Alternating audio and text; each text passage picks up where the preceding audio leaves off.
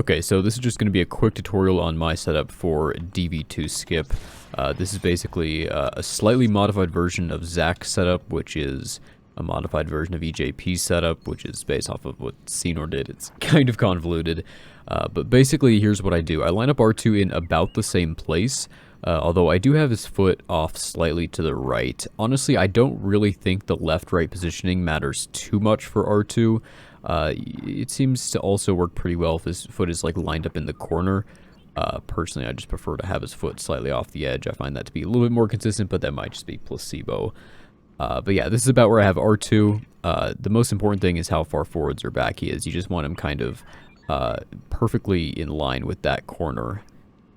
So with basically nothing showing behind his foot. So right about there is pretty good. That's actually probably a little bit too far forward, more like that is pretty solid. And then of course once R2 is in position, you can jump up onto the panel, and if you want to play it safe, you can pause as soon as you land up here, and it'll be pretty easy to stay on the panel just by pause buffering, but ideally you want to pause right as the platform starts to lower, which it sometimes can be a little bit difficult to stay on the platform, but just like that is totally fine. Right as the platform starts to lower, I do my first pause. And now basically, I do some somewhat specific inputs with Luke to get him in about the right position for the push. So basically for most of these pause buffers, I'm going to be holding up left with Luke, just to kind of keep him in this up left position. Now, I don't want him to go too far up left because he will just eventually walk off the panel. Right there, he was fine. But let me just show you an example of that. That was a bit of an early jump. Let me just show you that here. So if I just pause buffer while holding straight up left, Luke will eventually walk off the side, obviously. So because of that, I mix in a couple pause buffers of him just going straight up. It's definitely a bit of a feel thing. You just want him to stay in about the right position, but it's really not too specific. It's pretty lenient with where you want Luke to be, but I'll typically have him like right about here is a pretty good position. So since he is already pretty far left, I'll do a couple pause buffers of him just going straight up, and then a couple more up left. And now he's in a pretty good position right here. You just want him on like the left side of the panel. It's not too specific. But basically the key part of this setup is I do the last 1 to 3 pause buffers, depending on where Luke is, left or right on the panel, with Luke just going straight up. So, for example, this will probably be 3 pause buffers left based on R2's height. So I'm just going to hold straight up with Luke.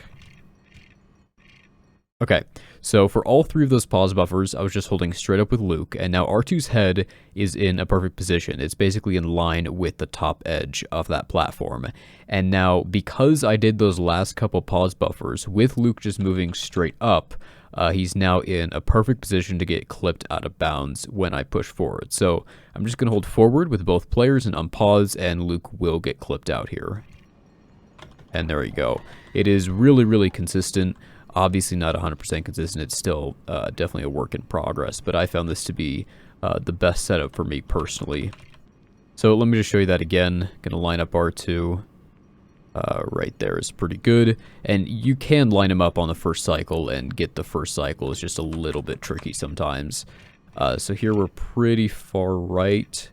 Okay, so with this one here, I landed on the right side of the panel, and I was not able to get all the way to the left where I like to have my setup from.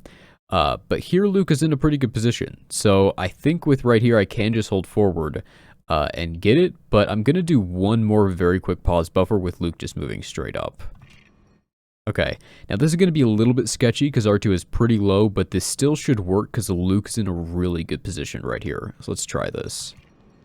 And there we go, it did work. So ideally you want R2 to be, you want his head to be either just barely above the platform, in line with it, or right below. But I think the real important thing here is just Luke's positioning, and basically having him move forward on a pause buffer before you do the final push with both players. That's what I find to be really, really consistent. So let me just do that once more. Pause a little bit early here, definitely earlier than I needed to. Okay, this will definitely work. And there you go. Okay, so that's my setup. If you have any questions, feel free to ask. It's still not finalized, but it's pretty solid.